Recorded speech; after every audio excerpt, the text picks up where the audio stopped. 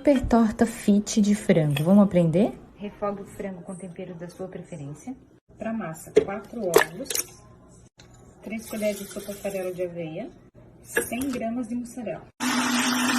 Acrescenta o fermento e bate mais um pouco. Agora acrescenta a massa ao refogado. Quando já estiver assim, ó, soltando da panela, vamos colocar em uma assadeira. Acrescentei mussarela e agora vai pro forno por 20 minutos, 200 graus.